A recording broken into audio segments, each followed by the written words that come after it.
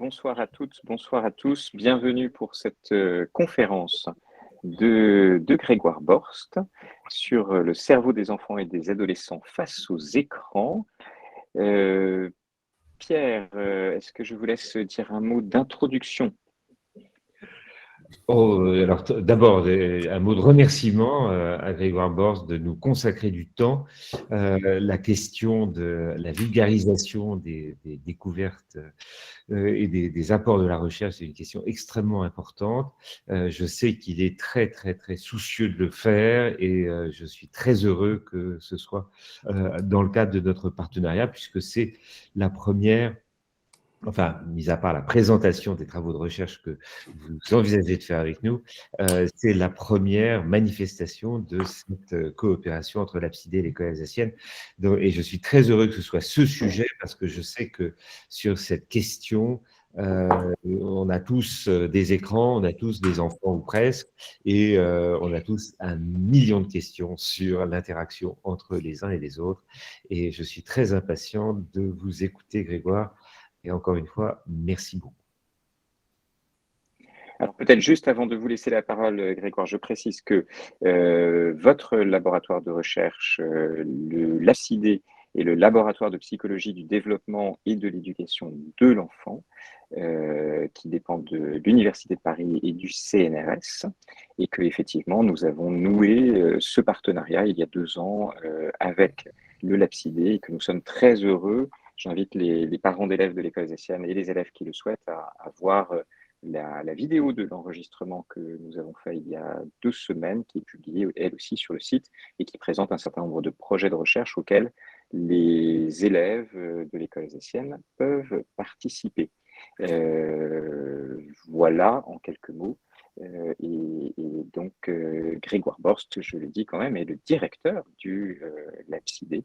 Et quant au thème, Pierre a tout dit, c'est un thème essentiel et je suis sûr que nous aurons beaucoup de questions auxquelles vous allez pouvoir répondre. On va faire une conférence sur un format classique, une présentation, et puis ensuite, on laissera bien sûr un temps de questions que vous pourrez poser soit par l'intermédiaire du chat. On pourra les reprendre et les poser les unes après les autres, soit en intervenant directement. Vous avez une petite icône pour lever la main, ce qui nous permettra de distribuer la parole si vous le souhaitez. Grégoire, c'est à vous.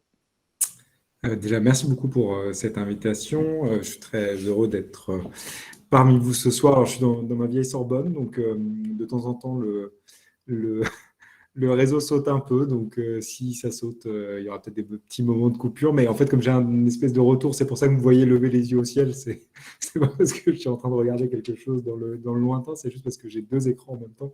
Donc, j'essaie de gérer cette double information.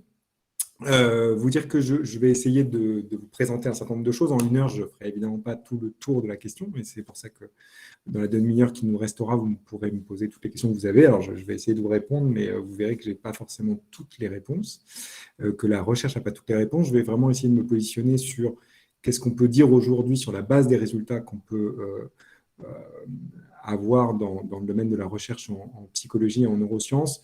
Donc, il y a évidemment des choses qui restent des angles morts, il y a évidemment des choses qui n'ont pas encore été découvertes. Donc, je voudrais juste en préambule dire que mon positionnement, c'est d'essayer de prendre la recherche actuelle et de vous donner finalement ce qu'on peut en dire de la façon la plus objective possible en sortant finalement du discours qui peut être un discours assez médiatique sur cette question-là et en restant sur un niveau d'analyse qui est de vous donner les principaux résultats qu'on a, avec effectivement toute la distance critique qu'il faut avoir. Donc, vous verrez que j'ai essayé à chaque fois de vous donner le nombre de participants dans chacune des études et j'essaierai de vous donner les limites aussi de certaines études et au contraire la qualité d'autres, que vous puissiez avoir finalement cette distance critique par rapport à ce que je vous dis. Donc, je pense que c'est très important. Je crois qu'essentiellement sur les écrans aujourd'hui, la vraie question, c'est de se poser en fait les bonnes questions et de savoir encore ce qui reste à découvrir et ce qui finalement est établi. En termes sur cette première diapositive, j'en dirai pas plus. Je vais essayer, donc j'ai intitulé ça « Le cerveau des enfants et des adolescents face aux écrans, mythes et réalités ». Je vais surtout essayer de vous montrer quelles sont les questions qu'il faudrait se poser aujourd'hui et la difficulté qu'on peut avoir à avoir des réponses sur ces questions qui sont des questions légitimes et je dirais des questionnements légitimes des parents surtout vis-à-vis du temps que passent leurs enfants ou leurs adolescents sur les écrans. Je dirais qu'elles se posent aussi, a fortiori, pour nous-mêmes qui passons énormément de temps sur les écrans. Et il y a aussi toute cette question-là, il y a aussi le temps que nous passons sur les écrans et est-ce que ça peut avoir un effet sur les apprentissages et le développement de nos enfants. Je commence toujours par cela, mais vous rappelez que, évidemment, comprendre l'effet du numérique, c'est aussi comprendre l'effet du numérique sur un cerveau qui est en pleine croissance.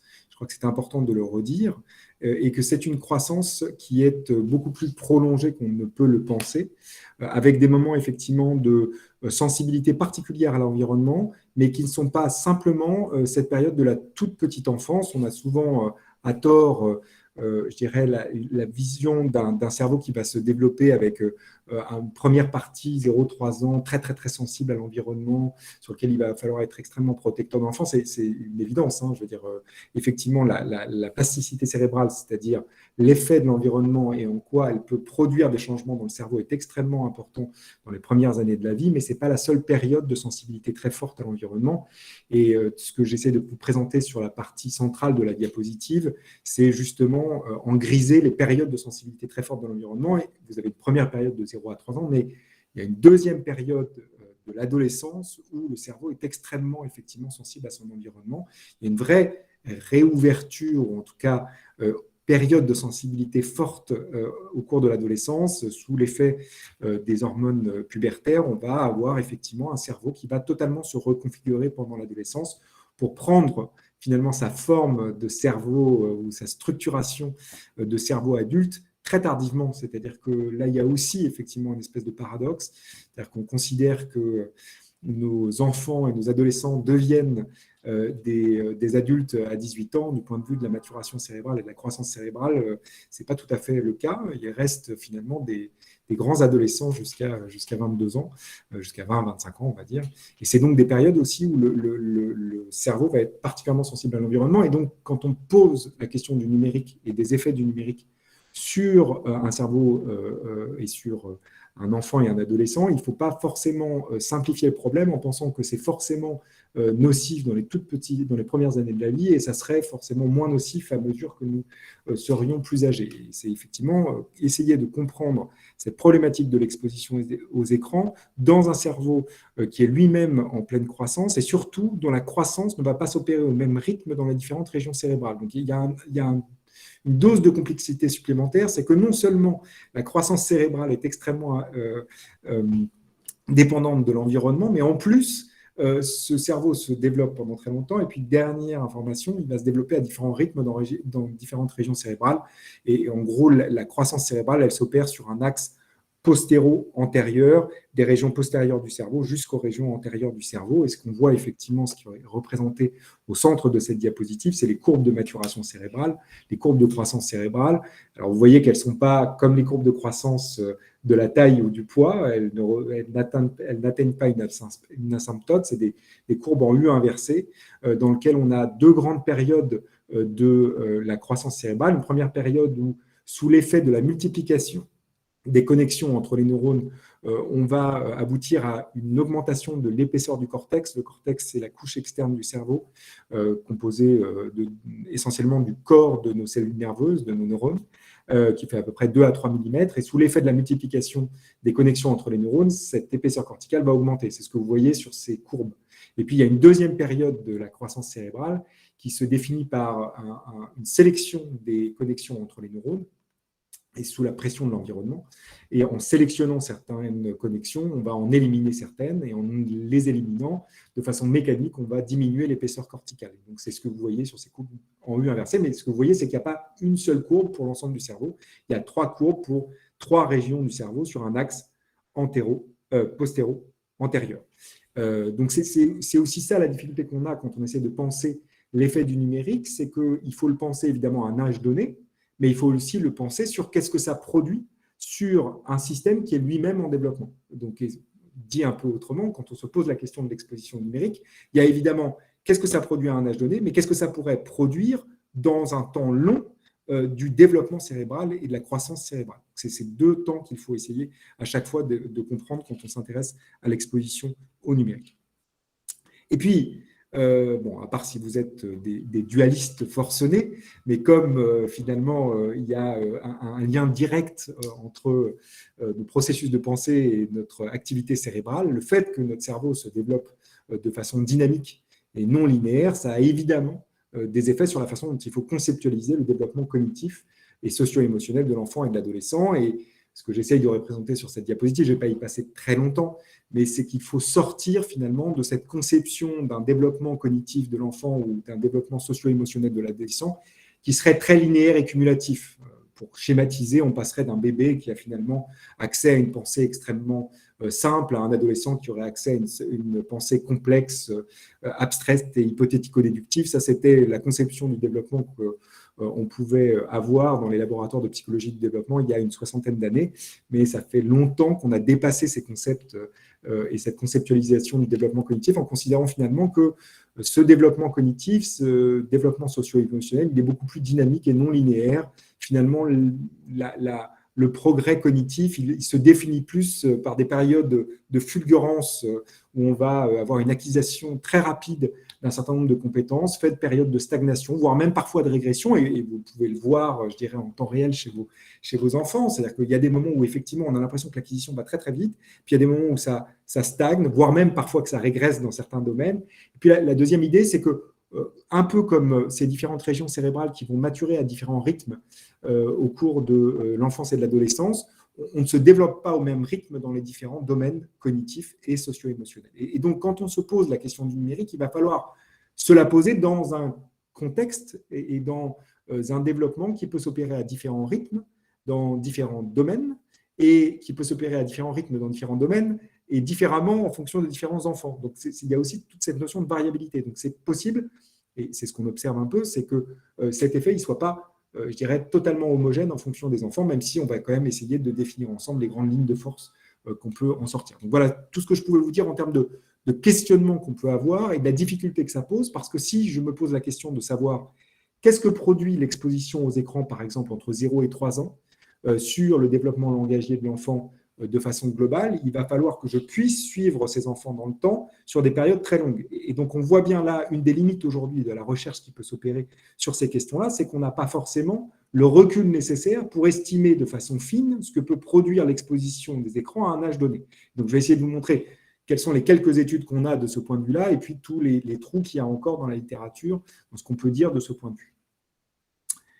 Bon, c'est évidemment une question fortement médiatisée, et donc tout l'enjeu de ce que je vais essayer de faire aujourd'hui, c'est de sortir finalement de ce message et de ce discours médiatique. Alors, je prends celui qui est peut-être emblématique de ça, c'est le livre qui a été publié par Michel Desmurget, qui s'appelle « La fabrique du crétin digital », qui a été très médiatisé, qui est encore très, très, très diffusé, et qui est un livre paradoxal, parce que finalement, il y a un certain nombre de recherches que je vais vous présenter aujourd'hui, qui sont citées par mon collègue Michel Desmurget, et pour autant, on n'aboutit pas du tout aux mêmes conclusions. Et donc, on voit bien là, une des difficultés qu'on peut avoir, c'est que si on lit cette littérature-là, il faut essayer de la lire de façon très objective, avec le moins de préconception sur ce que pourraient produire finalement ces écrans-là, et voir ce qu'ils produisent d'effets négatifs, mais ce qu'ils peuvent produire potentiellement d'effets positifs. Et une des grandes thèses portées par Michel Desmurget, c'est que finalement, cette exposition massive aux écrans entraînerait à un niveau générationnel une diminution de l'intelligence. Thèse qui a été battue en brèche il y a à peu près un an, en démontrant qu'effectivement, contrairement à ce qu'on avait pu penser, l'effet qu'on observait d'augmentation de l'intelligence d'une génération à une autre, qui semblait se stabiliser, voire même régresser dans un certain nombre de pays, finalement était dû, cet effet d'asymptote sur notre courbe d'intelligence, voire même de régression de l'intelligence, ne peut pas était essentiellement attribué à un problème d'échantillonnage des tests d'intelligence actuels. On n'utilise pas globalement les bons tests pour mesurer l'intelligence que nous sommes en train de développer. Et quand on réétalonne et quand on reconstruit nos tests d'intelligence, on peut montrer qu'effectivement, il y a encore une progression de l'intelligence d'une génération à une autre. Donc, il ne faut pas caricaturer cette problématique du numérique. Ça ne veut pas dire, encore une fois, qu'il faut relativiser les effets que ça peut avoir, mais il faut simplement avoir un discours le plus objectif possible et sortir effectivement de discours très marqués, soit très positifs, soit très négatifs de ce point de vue-là. Alors j'en ai pris quelques-uns parce qu'ils me font plus sourire, mais c'est le genre de phrases qu'on peut trouver dans les médias. Alors, votre smartphone vous rend stupide, c'est scientifiquement prouvé. On ne sait pas ni par qui, ni dans quelle étude. Trouble de l'érection, les écrans ne sont pas vos amis, donc tenez-vous-le pour dit. Donner un smartphone à un enfant serait comme lui donner 1 gramme de cocaïne, selon une experte des addictions.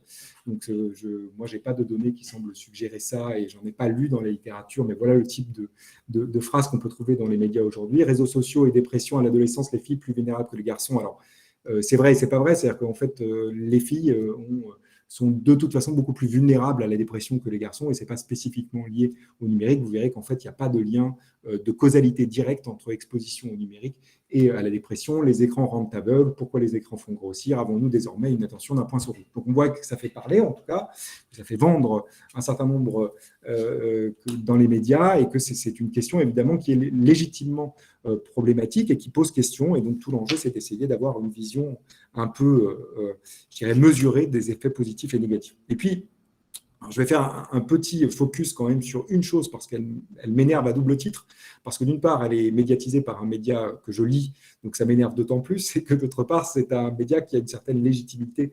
dans la société, qui est Le Monde, et qui a publié quand même 3 tribunes faites par des professionnels de santé sur le fait que l'exposition aux écrans expliquerait un certain nombre d'augmentations de la prévalence de certains troubles qu'on observe chez les enfants depuis une dizaine d'années. Et donc, ce collectif, c'est le collectif COS, ou COSE, qui est un collectif qui, notamment dans une de ses tribunes, titrait « Qui défend-on, les enfants ou l'industrie du numérique ?» Donc moi, je n'ai pas de lien et de conflit d'intérêt avec le numérique, donc j'essaie juste d'être un peu scientifique dans mon approche de ce qu'on peut dire aujourd'hui. Et donc ce collectif de surexposition aux écrans, qui héberge un certain nombre de gens qui sont très médiatiques, je vais vous présenter la façon dont il réfléchit à cette problématique-là, et vous montrer pourquoi c'est un biais de raisonnement. Et en science, on utilise une méthodologie justement pour précisément éviter ce type de biais de raisonnement. Et ce qui est intéressant, c'est que le biais de raisonnement qui s'applique, c'est un biais de raisonnement sur lequel j'alerte mes étudiants de première année de psychologie. Donc, s'ils avaient demandé à des psychologues, les psychologues auraient pu leur dire assez rapidement qu'ils étaient en train de faire fausse route. Donc, comme quoi, il faut s'enrichir finalement de nos expertises mutuelles pour éviter parfois de dire des grosses âneries. Donc, le raisonnement est le suivant. Ils disent, nous regardons entre 2010 et 2018 dans notre patientèle ce qui se passe, et ce qu'on observe dans notre patientèle, c'est qu'il y a une augmentation de l'ordre de 20% des troubles intellectuels et cognitifs, de l'ordre de 50% des troubles du psychisme et de l'ordre de plus de 90% des troubles du langage et de la parole. Et qu'est-ce qui a changé fondamentalement dans notre environnement entre 2010 et 2018? C'est l'apparition des écrans. Donc, ils disent, vous voyez bien, il y a un effet négatif des écrans sur le développement cognitif, sur les troubles du psychisme et sur les troubles du langage et de la parole chez les enfants. Donc, voilà pourquoi il y a une problématique de santé publique autour de cette question-là. Voilà pourquoi il faudrait agir. Alors, le problème, c'est qu'effectivement, corrélation ne vaut pas causalité. Ce n'est pas parce que 2 choses covarient ensemble, par exemple, l'augmentation du nombre d'écrans dans les foyers et l'augmentation des troubles qui sont identifiés chez l'enfant, que nécessairement, il y a un lien de causalité entre les deux. Alors, c'est paradoxal, c'est ce qu'on apprend en première année de psychologie justement à nos étudiants, c'est de bien dissocier ce qui est de l'ordre de la corrélation, de choses qui covarient ensemble, et de choses qui sont dans un rapport de causalité. Et c'est toute la difficulté qu'on peut avoir sur la question du numérique, et c'est la question de la causalité. À quel point on peut attribuer de façon causale le fait que je suis exposé à un écran, donc ça produit un développement retardé du point de vue cognitif ou du point de vue du langage. Alors, pour illustrer ça, alors je l'ai pris volontairement un peu de façon caricaturale, mais je voulais juste vous montrer que des corrélations qui n'établissent aucun lien de causalité entre les deux, il en existe plein. Ici, je vous ai pris, si vous allez regarder sur ce petit site, vous trouverez plein de corrélations absurdes. Typiquement, ici, c'est l'argent dépensé dans le domaine des sciences, de l'espace et de la technologie par les États-Unis et le nombre de suicides par strangulation et par pendaison et par suffocation dans ce même pays. Et la corrélation paraît parfaite. Donc, on pourrait se dire de façon totalement, évidemment, ça serait absurde de conclure qu'il y a un lien de causalité entre les deux. Alors vous direz, oui, mais évidemment, là, vous avez pris un exemple paradigmatique d'une fausse corrélation. Mais je ne suis pas en train de dire que c'est fondamentalement comme ça entre le numérique et les troubles qu'on peut voir apparaître. Je dis simplement qu'on ne peut pas conclure sur une causalité directe simplement en voyant deux choses qui covarient. Pour déterminer qu'il y a un lien de causalité, et c'est un peu ça, je dirais, la problématique qui se pose à nous, c'est-à-dire que le type de recherche qu'on doit faire, elle n'est pas forcément possible. Et je vais essayer de vous expliquer pourquoi. Donc, globalement, ce que vous avez à gauche, c'est comment interpréter une corrélation. C'est-à-dire comment interpréter que, par exemple, pour faire rapide, pour aller un peu rapidement sur cette question-là, le fait que les enfants qui regardent le plus les écrans ont tendance à avoir le plus de troubles du langage. On pourrait se dire, si les deux covarient, s'ils vont dans le même sens, c'est-à-dire que ceux qui regardent le plus la télévision ont le moins de mots, par exemple, dans leur vocabulaire, ce serait une corrélation négative dans ces cas-là, vous pouvez conclure que c'est les capacités cognitives qui entraînent une augmentation du temps passé devant les écrans. Ça pourrait tout à fait être possible. Vous pourriez dire que finalement, ceux qui ont moins de mots dans leur vocabulaire sont plus attirés par les écrans, ils passent plus de temps sur les écrans. Vous ne pouvez pas définir la directionnalité, finalement, de la corrélation. De la même manière, et c'est généralement comme ça qu'est interprétée la corrélation, c'est de dire, plus vous passez du temps devant les écrans, moins bon est votre développement langagier. Mais encore une fois, une corrélation, trouver un lien entre deux variables, ça ne vous permet pas de définir la directionnalité de ce lien. Et puis, dernière chose, et qui est probablement effectivement quelque chose qui explique en partie les observations qu'on peut faire autour de troubles du langage et exposition aux écrans, il peut y avoir des variables cachées. C'est-à-dire une variable qui est liée à ces deux autres variables et qui explique en fait le lien observé. Je vais prendre un exemple qui est aussi un exemple un peu caricatural, mais qui vous permettra bien de comprendre ce que c'est que cette problématique des variables cachées. Il y a une corrélation entre la consommation de café et les cancers du poumon. Et évidemment, aucun d'entre vous ne vont établir une causalité entre le café, la consommation de café, et les cancers du poumon. Le café ne produit pas, n'est pas cancérigène et ne produit pas. Mais évidemment, il y a une variable cachée qui est le fait que quand vous consommez beaucoup de café, ceux qui consomment le plus de café ont tendance à être des fumeurs. Et que, évidemment, le lien en fait, que vous observez entre café et cancer du poumon, il est expliqué en partie par cette variable cachée, qui est le fait que quand vous avez tendance à boire du café, ceux qui fument ont tendance à boire du café, et donc ça fait apparaître cette corrélation qui est en fait une causalité qui n'existe pas entre ces deux variables. Donc c'est un peu ça notre difficulté. Et le seul moyen d'établir un lien de causalité, c'est d'utiliser une méthode dont vous entendez beaucoup parler en ce moment, notamment dans le cadre de la crise du Covid, qui est un essai contrôlé aléatoire. C'est-à-dire qu'en toute rigueur, si vraiment on voulait pouvoir établir un lien entre l'exposition aux écrans et le développement cognitif de l'enfant ou ses apprentissages, il faudrait prendre un échantillon représentatif de la population générale des enfants, de façon totalement aléatoire, soit les exposer à la télévision, je caricature, 4 heures par jour pendant 6 mois, versus un autre groupe qui ne serait pas du tout exposé à la télévision pendant 6 mois, et avant et après exposition à la télévision, dans ce même échantillon, évaluer les compétences langagières, les compétences cognitives de ces enfants-là, et regarder si, par exemple, dans les enfants qui ont été exposés à la télévision pendant 6 mois, qui sont strictement identiques à ceux que, par une randomisation, qui sont non exposés à la télévision, est-ce que, du point de vue du développement de ces compétences-là, on a un développement qui est différencié entre les deux groupes. Mais vous comprenez bien que c'est strictement impossible. C'est-à-dire que si vous pensez que les écrans ont un effet négatif sur le développement langagier et sur le développement cognitif de l'enfant, éthiquement, nous ne pouvons pas faire ce type de recherche. Donc on se retrouve dans une situation complexe parce que pour établir des liens de causalité, voilà le type de recherche que nous devrions faire, sauf que nous ne pouvons pas les faire parce qu'effectivement, s'il y a une suspicion, notamment chez l'enfant tout venant, que l'exposition aux écrans pourrait avoir des effets négatifs, c'est typiquement une recherche que nous ne pouvons pas aujourd'hui faire. Si je la propose à un comité d'éthique, je serai instantanément retoqué. Et c'est une bonne chose. Je veux dire, je ne suis pas du tout en train de dire qu'on devrait nous laisser faire ce type de recherche. Donc, je dis que voilà, d'un point de vue méthodologique, ce qui ne nous permet pas nécessairement d'établir des liens de causalité totalement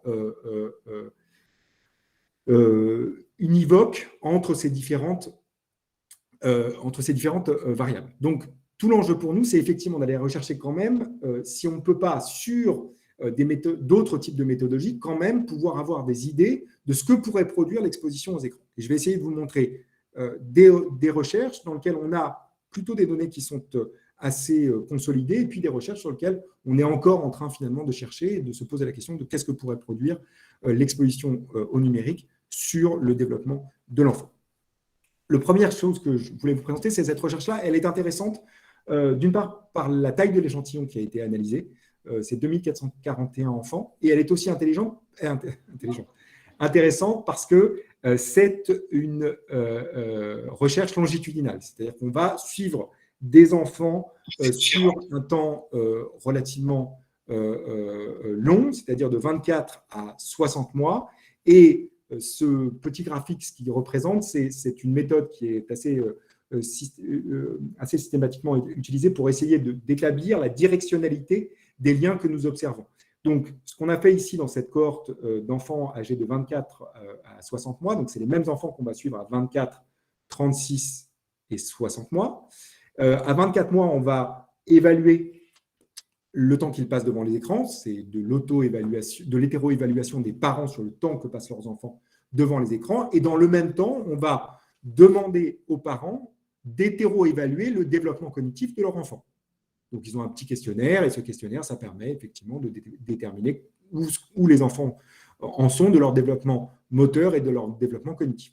Et puis, ces mêmes enfants, on va les revoir à 36 mois et on refait exactement les deux mêmes collectes de données sur leur développement cognitif à l'aide de ces questionnaires d'hétéro-évaluation du développement cognitif de l'enfant et sur le temps qu'ils passent devant les écrans. Et puis, on refait la même chose à 60 mois.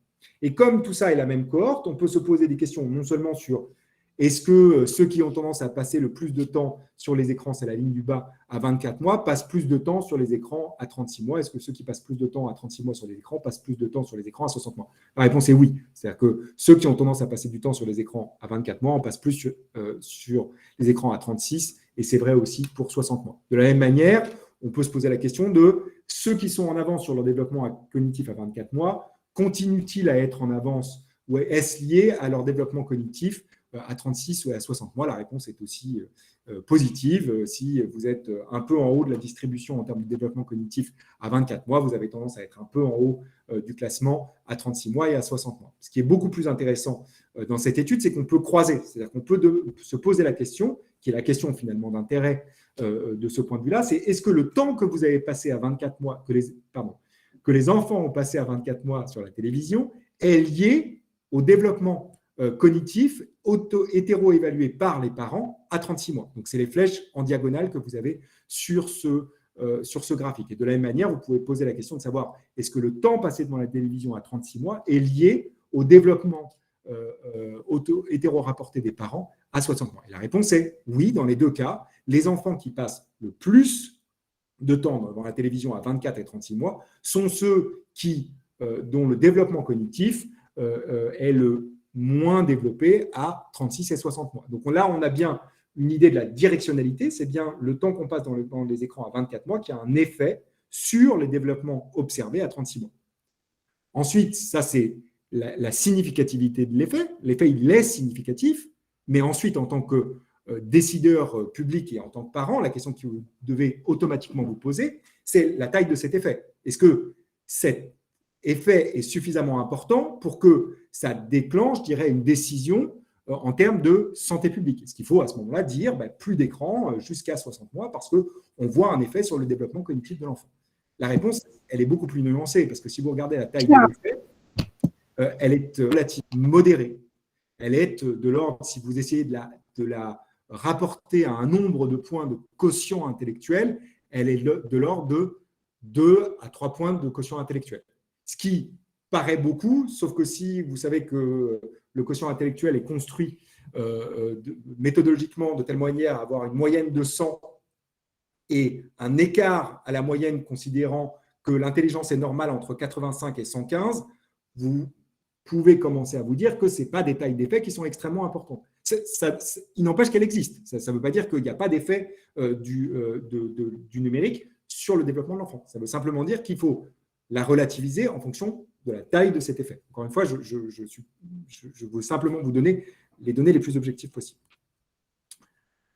Alors, on a beaucoup en fait, de données sur la télévision. Et ce n'est pas très surprenant parce que la télévision, elle a, d'une certaine manière, elle s'est démocratisée, elle est rentrée dans les foyers beaucoup plus tôt que les autres écrans. Donc, on a un peu plus de recul et comme on a un peu plus de recul, on a un peu plus de données et comme on a un peu plus de données, on peut essayer d'évaluer un peu plus finement l'effet réel de cette exposition à la télévision.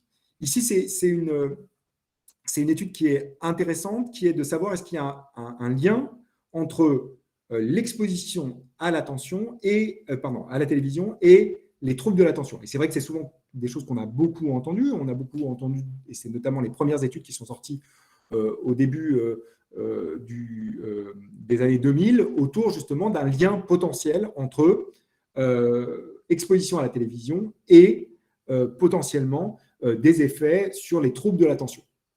Alors, cette étude, elle est intéressante parce qu'elle évalue le temps passé par les enfants entre 1 et 3 ans devant la télévision, donc très tôt finalement de leur vie, et elle essaye de déterminer si ça a un effet sur les troubles de l'attention à 7 ans. Alors pourquoi 7 ans? Parce qu'on pourrait se dire, mais finalement, on pourrait essayer d'avoir mené cette étude un peu plus tôt. Mais tout simplement 7 ans parce que vous savez peut-être que pour poser un diagnostic de troubles de l'attention, on le pose généralement rarement avant 7 ans parce qu'il y a trop de diagnostics différentiels qui peuvent être posés avant cet âge-là. Donc, on attend 7 ans pour poser un diagnostic de troubles de l'attention. C'est pour ça qu'on regarde à 7 ans, d'une certaine manière. Et ce qu'on voit, c'est que oui, il y a un lien potentiellement entre troubles de l'attention et temps d'exposition à la télévision. Je vous alerte simplement sur le fait que pour trouver un lien significatif entre troubles de l'attention et exposition à la télévision, on parle ici d'enfants qui sont exposés plus de 7 heures par jour à la télévision. Et ça, c'est quand même très exceptionnel. C'est-à-dire qu'on n'a pas, c'est pas la moyenne de ce qu'on observe dans les foyers aujourd'hui d'exposition à la télévision. Et même si on prend l'ensemble des écrans, on n'est pas sur des temps d'exposition de cet ordre-là. Donc, est-ce que finalement, il faut… c'est évidemment un résultat qui est important à avoir en tête, mais ça ne veut pas dire nécessairement qu'on a trouvé une causalité directe entre les deux. Et puis, la deuxième question que vous avez commencé, je suis sûr, à vous poser, c'est de se dire, mais quel est le lien de la causalité? Parce que les troubles de l'attention, c'est un trouble neurodéveloppemental. Ça veut dire que c'est le développement du cerveau qui est un peu différent chez ces enfants que chez les enfants tout venant neurotypiques. Ce qui veut dire que vous ne pouvez toujours pas établir de causalité. Il est possible que les enfants qui ont des troubles de l'attention passent plus de temps devant la télévision parce que c'est une façon de pouvoir gérer leurs troubles de l'attention. Donc, à ce moment-là, ce n'est pas l'écran en lui-même qui produirait les troubles de l'attention. Ça serait en fait le fait que vous avez un trouble de l'attention, vous passez beaucoup de temps devant la télévision, plus que d'autres enfants, et que, comme vous êtes diagnostiqué qu'à 7 ans, on a une impression fausse qu'il y aurait un lien entre le temps que vous passez devant la télévision entre 1 et 3 ans et les troubles de l'attention. Alors, ce qui est plus problématique, c'est que cette première étude, elle a été réanalysée dernièrement en 2021. Cette première étude qui en fait a fondé un peu cette idée qu'il fallait faire extrêmement attention sur l'exposition à la télévision de façon précoce parce que ça a entraîné des troubles de l'attention. Il y a une étude en 2021 qui a fait totalement voler en éclats ce premier résultat et qui montre que sur cette étude Princeps, quand on réanalyse les résultats, il y a très probablement un biais dans l'analyse des résultats et en fait, il n'y a pas de lien entre l'exposition à la télévision et l'émergence des troubles de l'attention. Donc, vous voyez que c'est évidemment, ce n'est pas pour relativiser l'effet potentiellement négatif des écrans, c'est simplement pour vous dire que c'est une recherche qui est en train de se faire et parce qu'elle est en train de se faire, elle évolue, elle bouge, des choses qu'on pensait être bien acquises sont en train d'être réinterprétées dans un sens ou dans l'autre, d'ailleurs. Ce n'est pas forcément que dans le sens d'une minoration des effets que pourrait avoir le numérique. C'était simplement pour vous alerter là-dessus. Alors, il y a une étude qui est intéressante de ce point de vue-là, qui a été publiée en 2015. Elle est intéressante parce que c'est une étude longitudinale. Alors, je suis un psychologue du développement, donc j'aime bien les études longitudinales. J'aime bien quand on regarde les mêmes enfants dans le temps, et parce que ça permet d'avoir effectivement une idée importante, qui était celle que je vous avais soumise, qui était l'idée que pour avoir une idée réellement pertinente de la problématique de l'exposition aux écrans, il ne fallait pas simplement regarder un âge donné, mais il fallait aussi se poser la question de qu'est-ce que produit l'exposition à un âge donné sur les courbes développementales, les courbes d'apprentissage des enfants. Donc, cette étude, elle est intéressante parce qu'elle a été menée sur 273 enfants âgés de 5 à 18 ans, dont 233 sont suivis de façon longitudinale. Et si vous regardez la partie droite de la diapositive, ici, on regarde la relation entre le QI verbal, donc le quotient intellectuel verbal, les sous-échelles qui permettent d'avoir une idée finalement d'une estimation du QI verbal de l'enfant, et on va le mettre en lien avec le nombre d'heures passées devant la télévision. Et effectivement, quand on regarde de façon séquentielle, c'est-à-dire que quand on regarde pas, quand la question est simplement de se dire à chaque âge, est-ce que le temps qu'on passe devant la télévision est lié au QI verbal, la réponse est oui. Mais ce qui est plus intéressant dans cette recherche, c'est que le temps passé devant la télévision à un âge donné a un effet sur le développement du QI verbal. Et donc là, on voit que ça pose une question effectivement qui est peut-être plus sensible, qui est de dire que quand on est exposé aux écrans à un âge donné, ça peut avoir des effets en cascade plus tard au cours du développement, et que c'est ça qu'il faut aussi qu'on arrive à évaluer. Ce qui est intéressant aussi dans cette étude-là, c'est que ce qu'elle a regardé, c'est l'effet de l'exposition finalement à la télévision sur le cerveau à un âge donné, et puis aussi sur cette croissance cérébrale. Donc, dans cette première diapositive, ce que je vous présente ici, c'est l'exposition, le temps passé devant la télévision, et en quoi ce temps passé dans la télévision peut avoir des effets sur la structure du cerveau. Et ce qui n'est pas surprenant, c'est que quand on regarde effectivement s'il y a un lien entre structure cérébrale et temps passé devant la télévision, on trouve un lien. Mais c'est vrai de toute activité que vous pouvez avoir. Si vous avez une activité intensive, plus cette activité intensive, parce que notre cerveau, quel que soit notre âge, est plastique, se reconfigure en fonction de nos apprentissages et de l'environnement, on peut avoir des effets sur le cerveau. Et effectivement, quand on regarde le temps passé devant la télévision et la structure cérébrale, on a des effets dans différentes régions cérébrales, notamment dans la partie très antérieure du cerveau et dans la partie très postérieure du cerveau. Ce qui est plus intéressant, c'est qu'est-ce qui se passe quand on regarde la maturation cérébrale, c'est-à-dire la croissance au cours du temps du cerveau. Quelles sont les régions qui sont impactées par le temps qu'on a passé devant la télévision à un âge donné sur le développement du cerveau plus tard. Et ce qu'on voit, c'est qu'à ce moment-là, on impacte beaucoup plus de systèmes cérébraux. Et donc, c'est vrai que là, c'est une vraie question, c'est de savoir effectivement, est-ce qu'on a impacté ces systèmes cérébraux de façon négative ou paradoxalement de façon positive? Est-ce qu'on a simplement entraîné une maturation plus rapide de ces systèmes cérébraux du fait de l'exposition aux écrans? Et surtout, est-ce que ce qu'on observe au niveau cérébral peut être mis en relation avec ce qu'on observe au niveau comportemental, c'est-à-dire au niveau de l'évolution du QI verbal de l'enfant? Pour l'instant, et ce n'est pas la seule étude qui présente ça, on a des données qui sont relativement convergentes, qui semblent suggérer que l'exposition aux écrans de façon globale a un effet sur la rapidité de la maturation cérébrale, avec une accélération de la maturation cérébrale. La difficulté qu'on a aujourd'hui, c'est qu'on ne peut pas le lier à des impacts comportementaux ou cognitifs observés. Donc, on se retrouve dans une situation un peu paradoxale dans laquelle on sait que l'exposition aux écrans a un effet sur la maturation du cerveau. On sait que l'exposition aux écrans a un effet sur les compétences cognitives et ou sur le développement langagier, surtout quand l'exposition est extrêmement précoce, mais pour autant, on n'est pas forcément en mesure aujourd'hui de comprendre l'intercorrélation entre ces trois variables-là. C'est là où on en est finalement. Et il va falloir un peu de temps pour consolider ces recherches dans le futur. Alors, je voulais vous alerter sur une étude parce qu'elle a été très, très, très médiatisée. Et je voulais aussi, ça me permettra un peu de vous montrer l'envers du décor parfois sur quand on médiatise une étude, si on la lit avec la bonne distance critique, parfois, ça nous permet aussi de relativiser ce qu'il y a dans cette étude. Alors, c'est une étude qui a été publiée de façon intéressante en 2019, mais elle a été fortement finalement médiatisée à partir de 2020. Et on trouvait des titres comme « Les écrans responsables de l'apparition des troubles du langage chez l'enfant »,« Les écrans tôt le matin augmenteraient les risques de troubles de langage chez les enfants ». Donc ça, c'est ce qu'on trouve dans les médias. Et puis, j'ai essayé de vous prendre finalement quelle est l'étude principe qui a été faite. Alors, c'est une étude qui a été faite en France, notamment à Rennes. En tout cas, c'est le centre qui a fait cette recherche-là. Et je vais essayer de vous expliquer un peu le principe de cette recherche-là et ce qu'on peut en tirer comme enseignement. Le principe est le suivant, c'est des médecins qui ont conduit cette recherche, aidés par des neuropsychologues. On a identifié des enfants qui, autour de 5 ans, dont on a identifié qu'ils étaient des enfants qui présenter des troubles du langage versus un groupe contrôle qui ne présente pas des troubles du langage. Il faut bien comprendre le principe de l'étude. On a deux groupes. Un groupe constitué d'enfants dont on a identifié qu'ils avaient des troubles du langage et un groupe constitué d'enfants contrôle qui ne présentent pas de troubles du langage.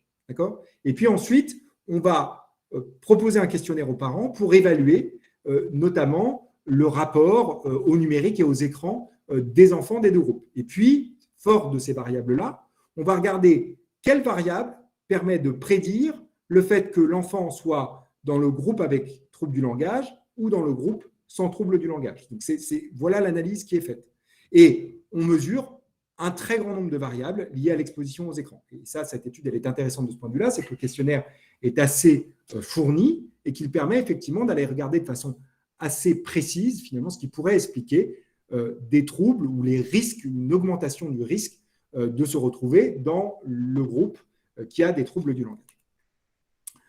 Alors, ils mesurent plein de variables. Ils font plutôt, d'ailleurs, les analyses statistiques sont plutôt pertinentes. Ils corrigent pour des comparaisons multiples. Vous savez que quand on reproduit un très grand nombre de tests statistiques sur le même échantillon, on a des risques de faux positifs, c'est-à-dire de voir apparaître un test statistique significatif, alors même que c'est par le simple fait qu'on a multiplié les tests statistiques sur le même échantillon qu'on voit apparaître ce type de relation entre certaines variables. Et donc, ils ont bien maîtrisé cette partie-là de leur recherche. Et puis, ils sont allés même un peu plus loin. Ils ont essayé de se déterminer, mais quelles sont finalement les variables qui expliquent le plus le risque de se retrouver soit dans le groupe qui a des troubles du langage, soit dans le groupe qui n'a pas de troubles du langage. Et ils isolent finalement deux variables d'intérêt.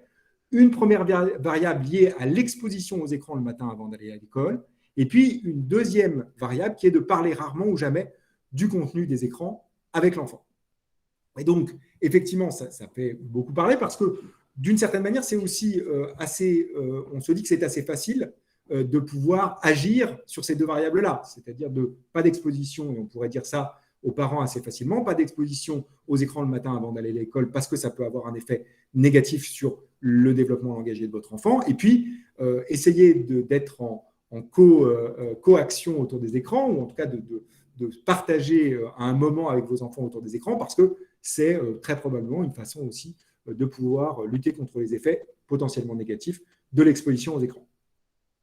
Ce qui est intéressant, c'est de regarder les 21 autres variables qui n'expliquent pas le fait d'avoir un risque de se retrouver dans l'un ou l'autre des deux groupes. Et là, c'est effectivement, vous allez tout de suite le relativiser. C'est-à-dire que l'âge de la première exposition aux écrans n'est pas prédictif de développer un trouble du langage. La première exposition aux écrans avant 24 mois, le nombre d'écrans à la maison, le durée hebdomadaire d'exposition aux écrans, l'accès à la télévision, l'exposition aux écrans les jours d'école, l'exposition aux écrans les jours sans école, l'exposition aux écrans pendant les vacances. Et je ne vais pas vous faire tout l'article de cela, mais paradoxalement, la télévision allumée en bruit de fond, prendre le temps de faire des activités avec les enfants, prendre le temps de communiquer avec les enfants, tout ça n'explique pas l'augmentation du risque de se retrouver dans le groupe des enfants qui ont un trouble du langage. C'est encore une fois simplement vous montrer qu'est-ce qu'il peut y avoir derrière les études et qu'est-ce qu'on peut en déduire. C'est-à-dire qu'il y a un certain nombre d'articles qui montrent qu'effectivement, entre 0 et 3 ans, il peut y avoir des liens entre exposition aux écrans et difficultés de vocabulaire des enfants, rencontrés par les enfants, mais il y a aussi plein de variables qui permettent, ou de contextes environnementaux qui permettent de contrecarrer cet effet potentiellement négatif. Et que si vous regardez plein de variables, vous allez peut-être en faire sortir deux, mais est-ce qu'elles sont réellement pertinentes pour imaginer une éducation autour des écrans? Pas forcément dans ce cadre-là, parce que je pense qu'il faut aussi dire aux enfants, aux adultes, d'éviter d'exposer les enfants avant 24 mois à la télévision. Sauf que cette recherche pourrait sembler dire que ça n'a pas d'effet sur l'émergence des troubles du langage.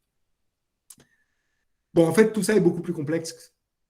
C'est que, malheureusement, ça n'est pas une bonne variable, le temps passé globalement devant la télévision. Ça n'est pas une bonne variable de regarder le temps passé globalement devant les écrans. Tout est question de contenu. Et là, je ne vous apprends rien et ça ne vous sidérera pas que je vous dise ça.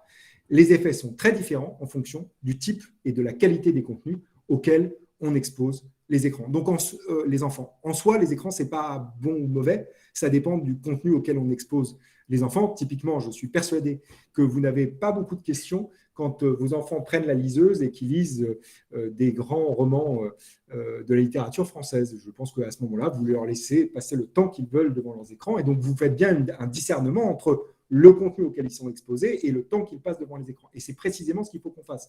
Il faut qu'on aille à ce niveau de granularité pour essayer de comprendre les effets positifs et négatifs que peuvent produire les écrans sur les apprentissages et sur le développement cognitif de l'enfant.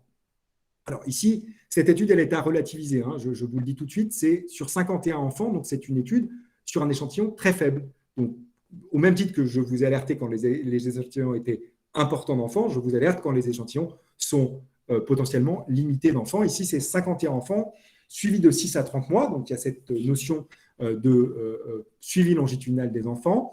Et puis, on va regarder qu'est-ce qui se passe, par exemple, pour les enfants indépendamment du type de programme, qui sont exposés à la télévision par rapport à ceux qui ne sont pas exposés à la télévision entre 6 à 30 mois.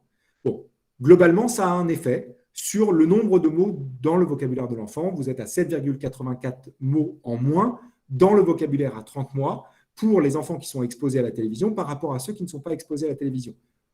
À relativiser en fonction, évidemment, du nombre de mots total observés chez l'enfant autour de 30 à 36 mois, qui varie énormément en fonction du milieu socio-économique dont sont issus ces enfants. Mais pour vous donner une idée, on est autour de 1000 mots à 30 mois pour les enfants qui viennent de milieux favorisés. On est autour de moins de 500 mots pour les enfants qui viennent de milieux défavorisés. Donc, on voit bien que avoir 7 mots en moins quand vous avez 1000 mots dans votre vocabulaire, ce n'est pas tout à fait la même chose que d'avoir 7 mots en moins quand vous avez 400 à 500 mots dans votre vocabulaire. Donc, il y a aussi une inégalité sur ce que produit l'exposition au numérique sur des effets délétères sur, par exemple, l'acquisition du vocabulaire. Donc, c'est aussi tout ça qu'il faut réussir à prendre en compte.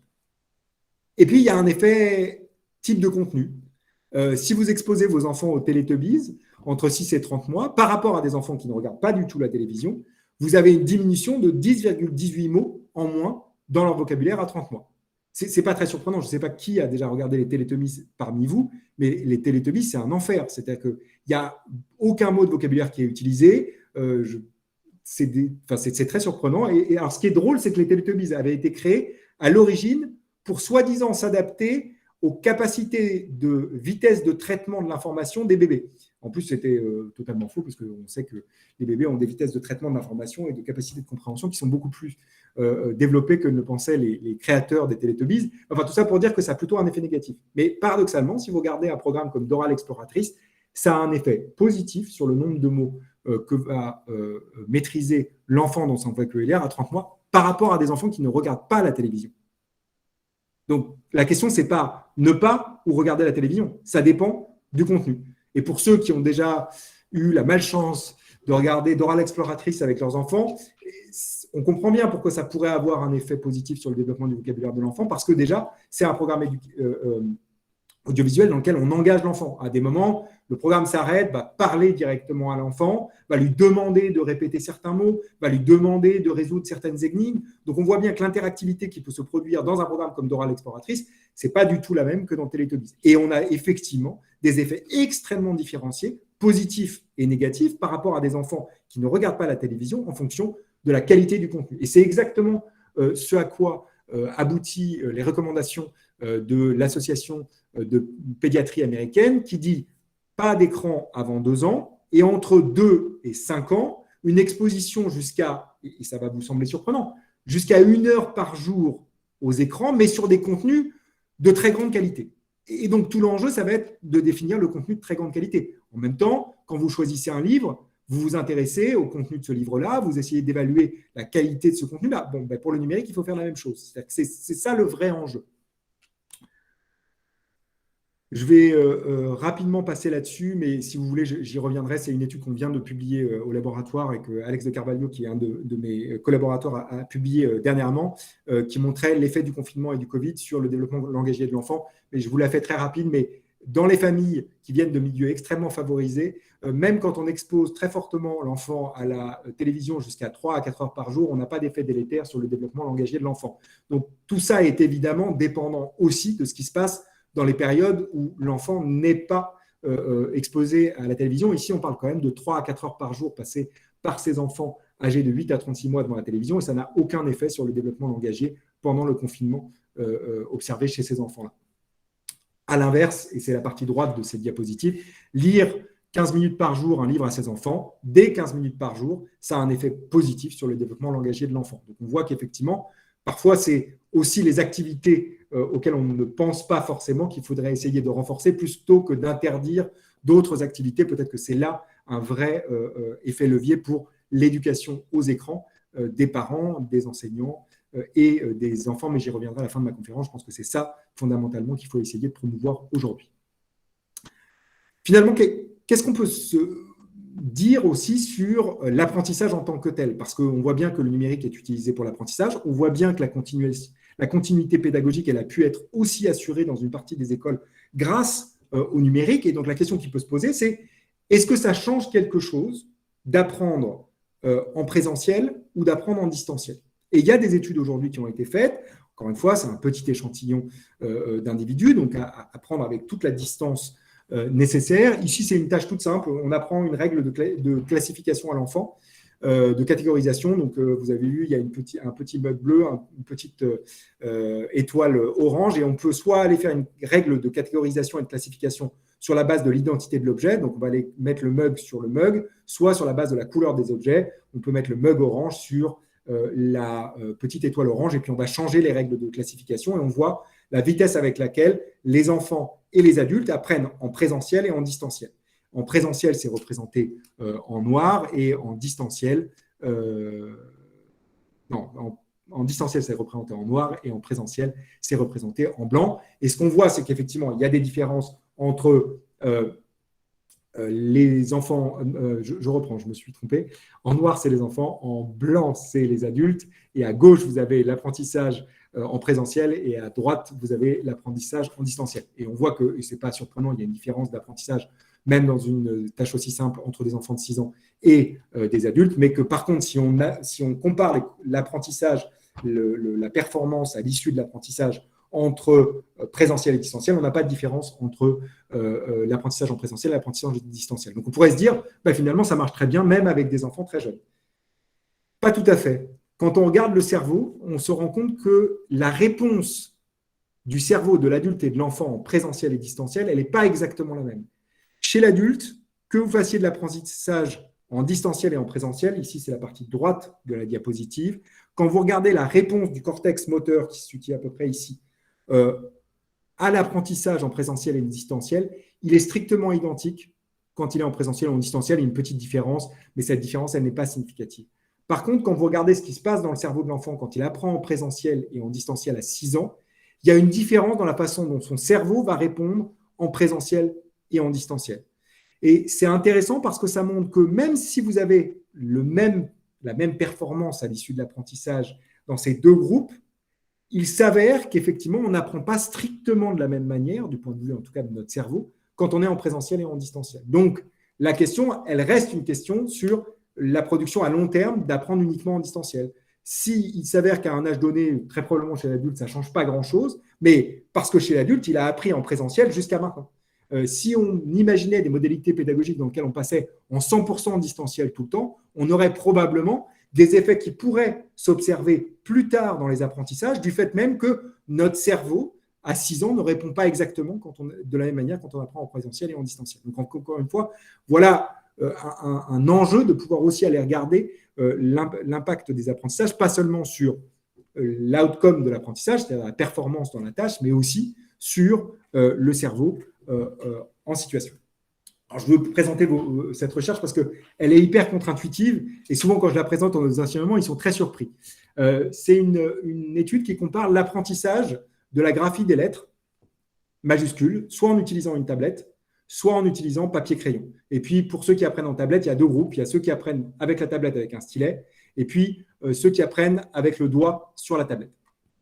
Et on ne prend que des enfants qui ne sont pas encore capables de reproduire la graphie des lettres. Et puis, on va, de façon aléatoire, proposer à ces enfants 3 situations d'apprentissage et on va tous les tester après apprentissage sur leur capacité à reproduire les lettres en papier-crayon. Donc, ce n'est pas si j'ai appris sur la tablette, je reproduis les lettres sur la tablette. C'est, quelle que soit la modalité d'apprentissage, à l'issue de l'apprentissage, c'est la capacité à reproduire sur papier-crayon la graphie des lettres. Ce que vous avez en haut à droite, c'est ce sur quoi on va se focaliser dans un premier temps, c'est la vitesse d'apprentissage. C'est le nombre d'instances d'apprentissage qu'il faut pour être en mesure de reproduire correctement la graphie d'une lettre. En vert, vous avez l'apprentissage classique, papier-crayon, dans lequel on va reproduire la même lettre X fois. En bleu, vous avez la reproduction de la lettre sur une tablette avec un stylet. Et puis en rouge, vous avez la reproduction de la lettre avec le doigt sur la tablette. Et ce que vous voyez, c'est qu'on apprend beaucoup, beaucoup plus rapidement avec le numérique dans ce contexte-là. Il faut 40 essais pour arriver à une graphie, à reproduire correctement la graphie des lettres quand on utilise une tablette. Il en faut 140 quand on utilise une modalité papier-crayon. Donc, c'est autant de temps qu'on peut utiliser pour faire autre chose dans les apprentissages. C'est aussi comme ça qu'il faut le comprendre. C'est-à-dire que là, on est dans l'automatisation pure du geste et de la graphie motrice. Il n'y a peut-être pas un enjeu à passer autant de temps à faire ça. Si on peut réinvestir ce temps-là pour travailler sur l'autoréflexivité, sur la métacognition, sur les compétences socio-émotionnelles, c'est peut-être un enjeu de se dire quand est-ce qu'on peut utiliser le numérique de façon pertinente pour accélérer certains apprentissages, parce qu'effectivement, on est dans une reproduction ici et dans une répétition qui peut être accélérée grâce au numérique. Et puis, ce qu'on a en bas à gauche, c'est finalement le juge de paix un peu. C'est est-ce qu'à l'issue de l'apprentissage, on a peut-être appris plus vite sur une tablette, mais est-ce qu'on a appris mieux? Est-ce qu'on est plus capable de reproduire plus de mots à l'issue, plus de lettres, pardon, à l'issue de l'apprentissage?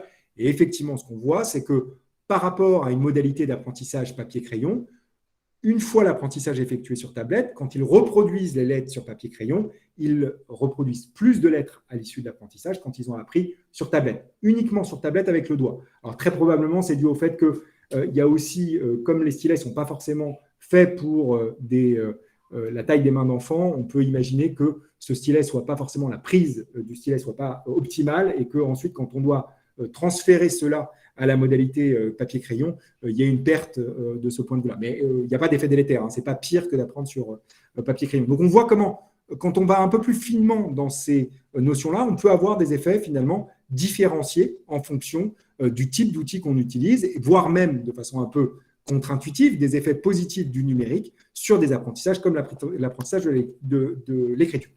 Et je voulais faire deux derniers focus avant de conclure très rapidement sur la question du sommeil. Je vais essayer d'aller un tout petit peu rapidement parce que je voudrais absolument avoir du temps pour toutes les questions que vous pouvez avoir. Ici, on entend beaucoup parler de l'effet potentiellement négatif de l'exposition aux jeux vidéo et de la pratique des jeux vidéo. On sait que ça peut être une difficulté dans certaines familles de réguler le temps que passent les adolescents, notamment devant les jeux vidéo. Je voulais juste vous montrer qu'on peut aussi utiliser les jeux vidéo dans une modalité d'apprentissage et de remédiation, par exemple, des troubles des apprentissages comme la dyslexie. Ici, c'est une étude qui a été menée chez des enfants dyslexiques. Alors, c'est un petit groupe d'enfants dyslexiques, 20 enfants dyslexiques âgés de 10 ans. Et puis, de façon totalement aléatoire, ces enfants vont être répartis dans deux modalités d'apprentissage, ou en tout cas de pratique des jeux vidéo. Un groupe qui va jouer à des jeux vidéo d'action. Je vous ai mis typiquement le petit jeu auquel joue ce groupe-là. C'est un jeu avec des lapins crétins sur lequel il faut aller tirer des petites ventouses et il faut en même temps éviter des ventouses. Et puis, un autre groupe qui joue à des jeux qui ne sont pas des jeux vidéo d'action. Et ces deux groupes, on va évaluer leur capacité attentionnelle avant et après avoir utilisé ces jeux vidéo pendant une douzaine d'heures. Et on va aussi mesurer leurs compétences en lecture. Alors, ce qui était attendu, c'est que les jeux vidéo d'action, on sait que ça a un effet sur le développement des systèmes attentionnels dans le cerveau de l'enfant. Donc, on s'attendait à ce que les compétences attentionnelles augmentent plus fortement avant et après utilisation du jeu vidéo chez les dyslexiques qui utilisent des jeux vidéo d'action par rapport à des dyslexiques qui jouent à des jeux vidéo qui ne sont pas des jeux vidéo d'action. C'est ce que vous voyez dans le haut de la diapositive, sur les histogrammes du haut.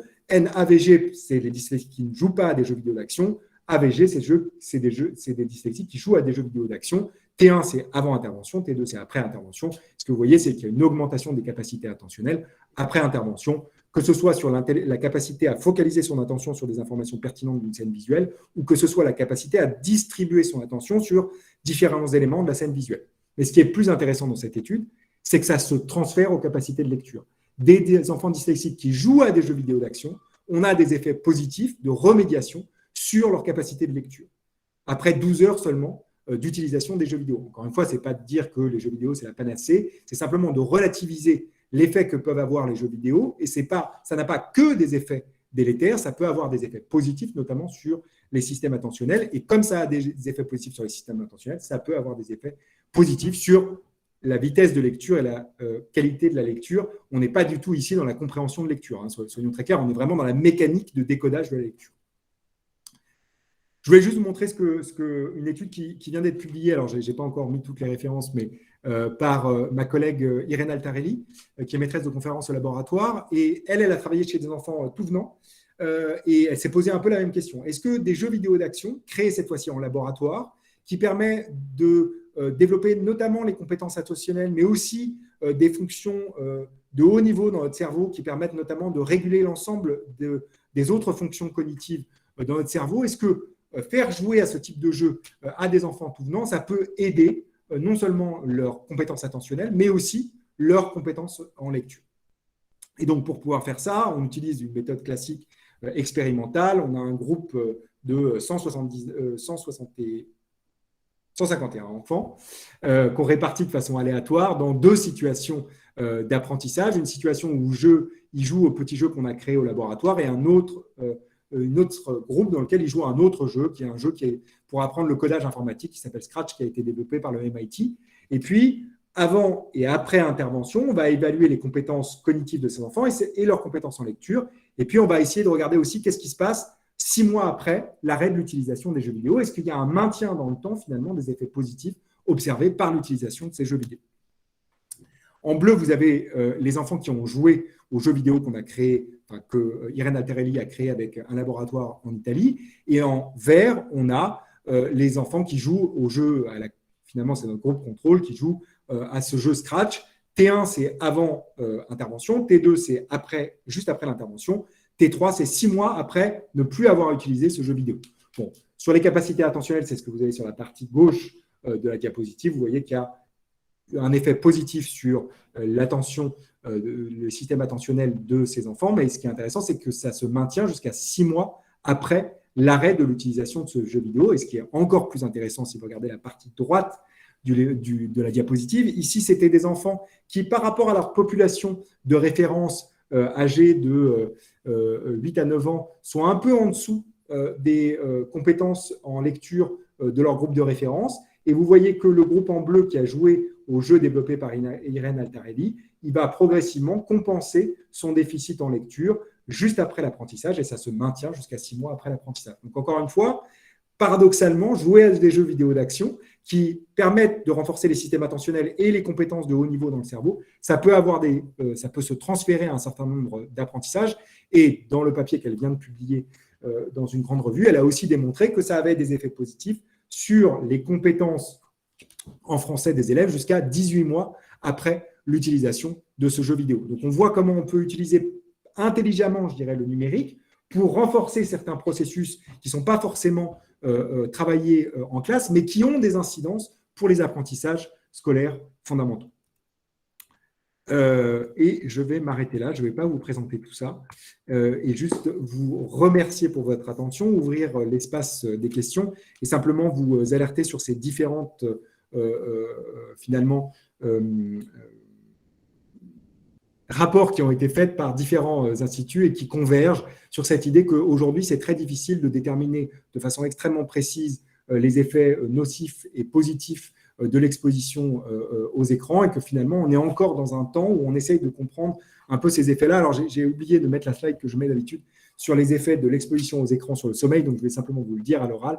Il y a une donnée qui est assez bien consolidée du point de vue de l'exposition des adolescents aux écrans, qui montre qu'effectivement, une exposition aux écrans jusqu'à 1 heure avant d'aller se coucher a des effets délétères sur le sommeil de ces adolescents, que ce soit en termes de durée, que ce soit en termes de qualité de ce sommeil-là. Et comme on sait que le sommeil est absolument fondamental pour les apprentissages des élèves, il y a un enjeu réellement à ce qu'on puisse séculariser ce temps d'1 heure avant le coucher. Tout simplement, c'est de dire pas d'écran 1 heure avant d'aller se coucher.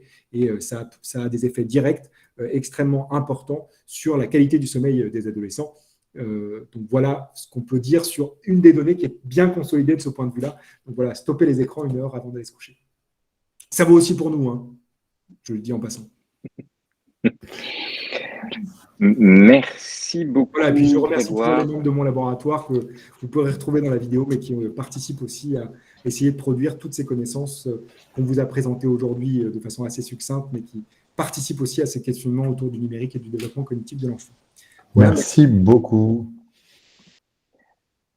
Oui, mille merci pour cette présentation absolument passionnante et riche d'enseignements. Alors, il y a déjà quelques questions qui ont été posées dans le chat. On peut peut-être commencer par là, et puis ensuite, je vous invite soit à poser d'autres questions dans le chat, soit à lever la main. Et avec Gauthier, nous pourrons distribuer la parole. Il y a eu une remarque assez tôt dans la conférence qui concernait la question sur le café et les fumeurs. Le biais méthodologique que vous évoquez est pourtant dépassé sur les études sur les fumeurs. Il est avéré depuis longtemps que la fumée est nocive. Donc, je ne sais pas s'il y avait enfin, si c'est vraiment une question, mais c'était pour opposer. Non, je ne voulais pas du tout rentrer dans la question de savoir est-ce que la question de la nocivité de la fumée de cigarette et de l'exposition passive à la cigarette, ce n'était pas du tout mon propos. Mon propos était simplement de dire que, effectivement, la causalité qui est établie, c'est le fait de fumer et les risques de cancer du poumon, et que ça n'est pas la causalité, elle n'est pas entre boire du café et les risques de développer un cancer du poumon. Et je disais simplement que pour autant, on pourrait trouver une relation si on l'évaluait entre les risques de cancer et la consommation de café. C'est simplement pour vous dire qu'il y a une variable latente de ce point de vue-là. Vous dire qu'on peut avoir des modèles statistiques qui permettent de contrôler ça, aucun problème là-dessus. Je disais simplement qu'un certain nombre de gens qui crient au loup sur l'exposition aux écrans ne prennent pas en compte cela et ne contrôlent pas pour ce type de variable latente. Je corrige légèrement, en fait, je réagissais au point que vous évoquiez qu'il n'était pas éthiquement responsable d'organiser une étude sur un effet qui pourrait être délétère. Et je faisais le comparatif avec toutes les études qui ressortent sur les fumeurs, étant donné qu'il est établi depuis longtemps que la cigarette est négative. Vous avez entièrement raison, si ce n'est qu'on n'oblige pas les gens à fumer. Vous voyez ce que je veux dire? Ce qu'on ne peut pas faire, aujourd'hui, vous ne partiriez jamais devant un comité d'éthique en disant « Voilà, je prends des gens qui n'ont pas de risque de cancer du poumon, et puis pour la moitié d'entre vous, vous allez fumer un paquet par jour pendant 10 ans, et puis l'autre, vous n'allez pas fumer. » Ça ne passerait pas. Et je dis simplement que sur la problématique des écrans, on est un peu dans cette problématique-là, ce que je ne regrette pas du tout. Hein. Je disais simplement que pour établir ce type de causalité, voilà le type d'études qu'il faut faire, et on a du mal à les mener. Ça n'empêche pas, et là je vous rejoins, d'établir des liens de causalité en utilisant d'autres types de méthodologies, mais qui sont des méthodologies qui, par définition, nécessitent des suivis longitudinaux de cohorte. Ok, merci. Merci pour votre réponse. Merci. Merci beaucoup. C'est sûr, on ne participera pas à des études où on oblige les élèves et les enfants à regarder des écrans toute la journée. Alors, il y avait une autre question. Y a-t-il une corrélation et ou une causalité entre le quotient intellectuel résultant de critères variables et le développement des connexions synapses-myélisation? C'est une question extrêmement complexe. Alors oui, il y a des relations qu'on peut mettre globalement en évidence entre le volume total du cerveau et le quotient intellectuel. Sauf que, je vais tout de suite corriger. D'une part, c'est des relations qui sont très faibles. D'autre part, dans le quotient intellectuel, c'est un quotient total sur lequel on évalue beaucoup de compétences différentes. Et on ne peut pas aller jusqu'à la question que vous posez, qui est extrêmement intéressante, de savoir est-ce que c'est en termes de myélinisation, d'activité synaptique, parce qu'il faudrait qu'on arrive à faire quelque chose qu'on a beaucoup de mal à faire aujourd'hui, c'est-à-dire de comprendre l'intégration des différents niveaux d'explication du fonctionnement cérébral jusqu'au fonctionnement psychologique. Et ça, juste pour vous donner une idée, il faudrait comprendre le fonctionnement de 86 milliards de neurones connectés entre eux par 1 million de milliards de connexions et d'essayer de comprendre comment ce système extrêmement complexe interagit à cette échelle-là pour produire nos processus de pensée. Et on n'en est pas encore tout à fait là. Donc, c'est ce que disaient certains astronomes il y a très longtemps, le dernier vrai territoire non exploré, il est à l'intérieur de notre boîte crânienne. Autre question, alors il y a de nombreux remerciements. Une question sur, du point de vue des neurosciences, écran, addiction et circuit de la récompense, que peut-on dire? Eh ben, c'est aussi une très bonne question. Alors, évidemment, les jeux vidéo jouent sur le circuit de la récompense. C'est-à-dire qu'à partir du moment, mais tout joue sur le circuit de la récompense, c'est ça que je vais essayer de vous dire. C'est que à partir du moment où je gagne des points, à partir du moment où je passe un niveau, mon circuit de la récompense va s'activer en réaction, effectivement, au traitement de cette récompense par mon cerveau. Ça va libérer, typiquement, de la dopamine dans le circuit de la récompense. C'est vrai pour les jeux vidéo. C'est vrai pour quelqu'un qui nous sourit dans la vie, dans la rue. C'est vrai pour quand je fais un bon repas. C'est vrai quand je fais n'importe quelle activité liée au plaisir que je ne vais pas citer. Quand on regarde tout ça active le réseau de la récompense. Donc, essayez de comprendre le prisme finalement de la relation entre temps passé devant les écrans et réseau de la récompense. Il est intéressant, mais il n'est pas suffisant finalement. Et c'est aussi pour ça, effectivement, qu'il y a une difficulté aujourd'hui particulière d'essayer de… D'ailleurs, on parle de troubles d'utilisation des jeux vidéo plutôt qu'addiction, parce que ce n'est pas exactement les mêmes phénomènes qui s'opèrent dans le cerveau des joueurs. Et puis la deuxième chose, je n'ai pas forcément eu le temps de vous dire tout ça, c'est que la prévalence de ce type de troubles, elle n'est pas non plus celle qu'on croit. Elle reste, en tout cas pour des troubles avérés, sur des prévalences qui varient entre, on va dire, 0 et 5%, mais elles ne sont pas de l'ordre de 80% des joueurs qui sont totalement accros et qui ne peuvent pas effectivement se décrocher des écrans parce qu'on jouerait en permanence sur leur circuit de la récompense. Mais comme toute autre activité, à partir du moment où je vous fais un feedback sur ce que vous venez de faire, vous allez déclencher une activité du circuit de la récompense. Alors, autre question.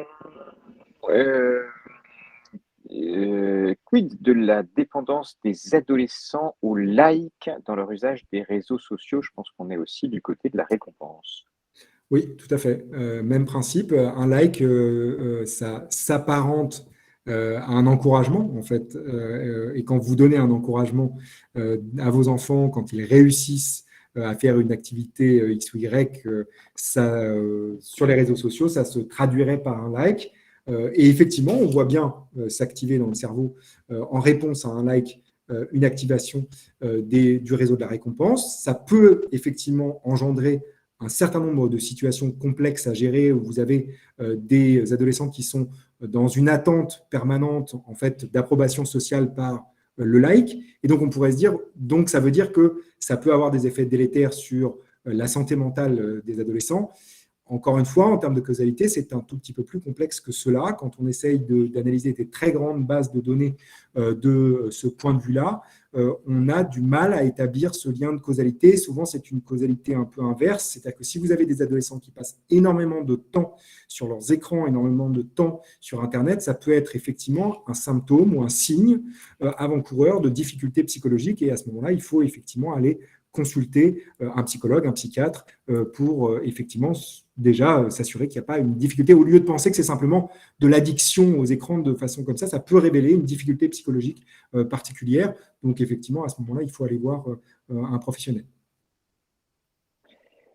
Alors, sur une demande de conseil sur les jeux vidéo, jusqu'à quel âge peut-on constater l'effet positif des jeux vidéo d'action sur les capacités en lecture et quel type de jeu existe en dehors de celui mis au point par votre collègue? Alors, jusqu'à quel âge on n'a pas… Eh bien, là, je vais vous faire une réponse totalement honnête. On n'a pas encore les données.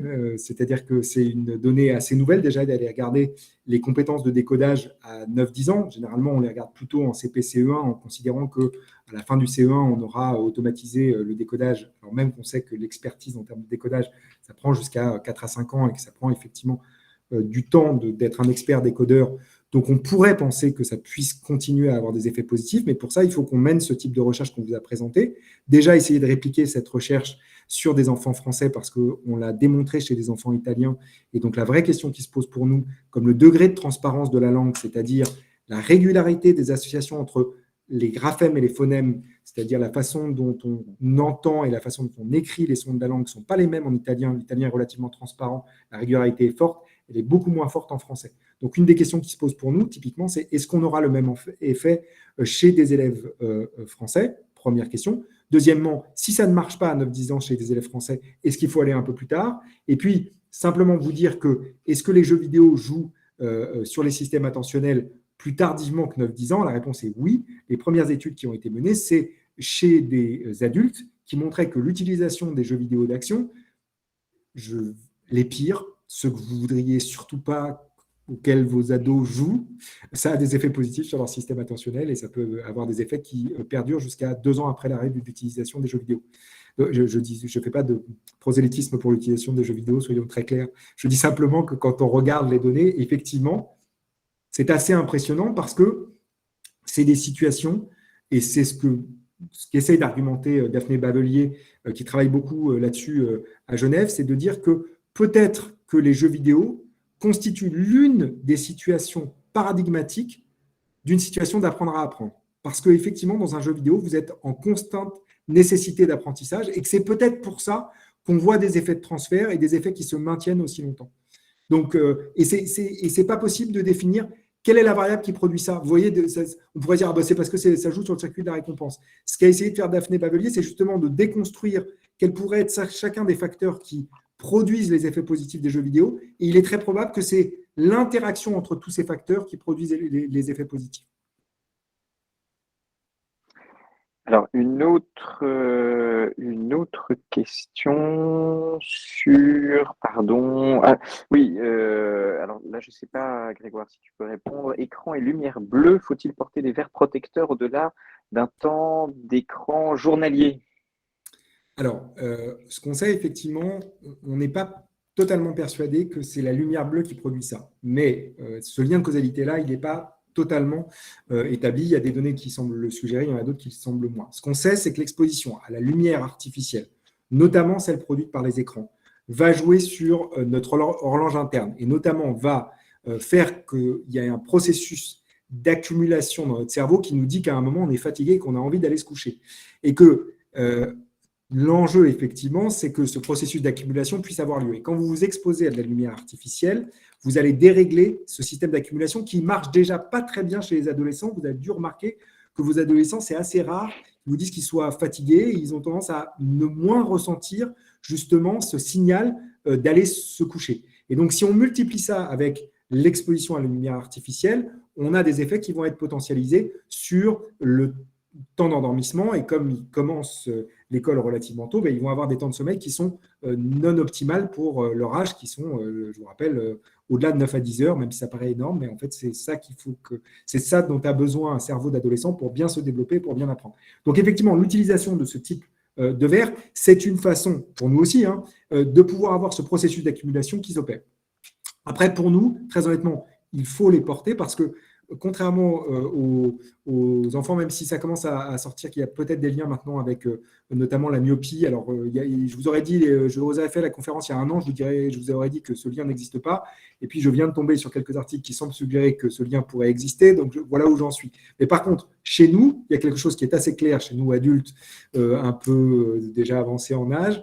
On sait que l'exposition très forte aux écrans sans verre qui permettent d'éviter trop de fatigue oculaire peut avoir des effets de dégénérescence maculaire et donc d'effets à long terme sur notre système visuel. Donc, portez des lunettes quand vous êtes devant les écrans ou utilisez des filtres et ainsi de suite. Très bien. Alors, la question suivante, c'était... y a-t-il une question d'éthique? Y a-t-il des pays qui font malgré tout, enfin malgré le caractère non éthique, passent outre et font des tests? Y a-t-il des pays dans lesquels on met les enfants devant des écrans de force? À ma connaissance, non. Je sais que, et c'est plutôt dans l'autre sens, il y a vous savez, une interdiction en Chine de l'utilisation d'un jeu vidéo parce qu'ils considéraient que ça entraînait des utilisations excessives. Mais à ma connaissance, l'inverse, je n'ai pas de connaissance de cela. Alors après, c'est un commentaire qui invite à une question. Grégoire, on vous remercie pour l'exposé. Et on vous dit, vous avez montré nombreux exemples d'études qui ne sont pas concluants quant aux effets nocifs des écrans sur le développement cognitif des enfants. Mais connaissez-vous des études qui montrent un lien de façon évidente? Ou bien il n'y en a pas? Alors, il y en a chez la période 0-3 ans, il y a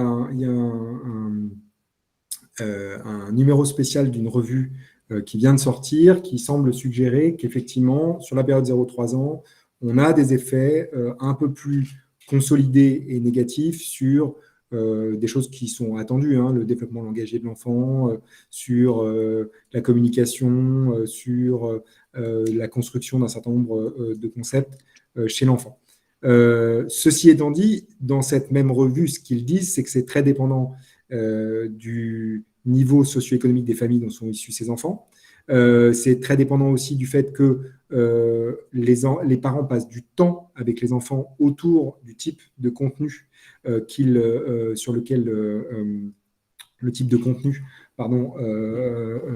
qui parle du contenu avec leurs enfants. Donc on voit bien qu'il y a des facteurs qui peuvent être finalement contrecarrés d'effets potentiellement négatifs par des facteurs environnementaux, type communication enfants-parents et ainsi de suite.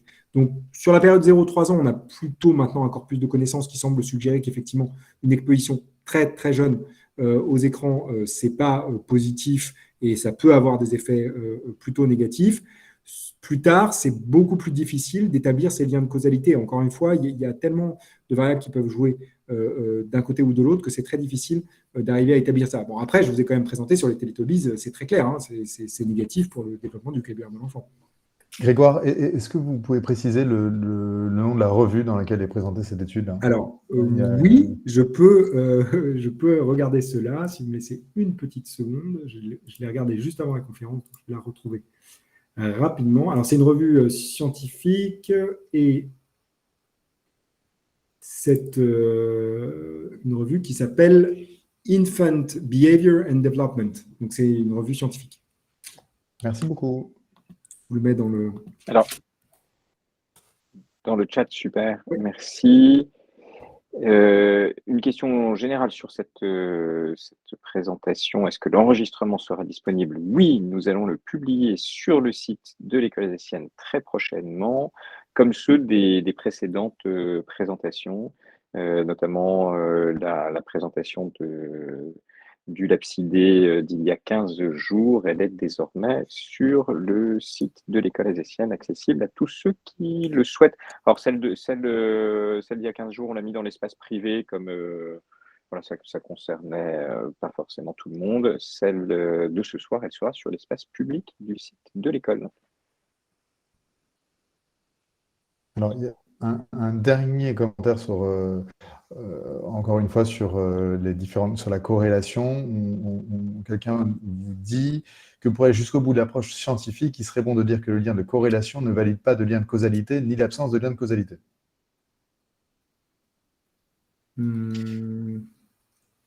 Oui, en toute rigueur, de toute façon, conclure sur l'absence d'un lien, c'est toujours très compliqué. Et je suis d'accord, en soi. Et ça va dans les deux sens. Et je dis bien que la problématique reste entière pour nous, c'est la causalité. Après, la vraie question pour l'ensemble d'entre nous, c'est qu'est-ce qu'on peut imaginer. Et je crois que ce qu'il faut imaginer, c'est effectivement, et je le dis souvent, alors là, le temps a été réduit, c'est qu'on a beaucoup parlé de l'éducation avec le numérique et que je crois qu'il faut vraiment se poser la question maintenant de l'éducation au numérique. C'est un outil, c'est quelque chose auquel les enfants et nous, adultes, nous sommes en permanence exposés. Ça pose des contraintes fortes d'utilisation des réseaux sociaux, d'exposition aux fausses informations, par exemple, et de notre capacité à exercer notre esprit critique de ce point de vue-là.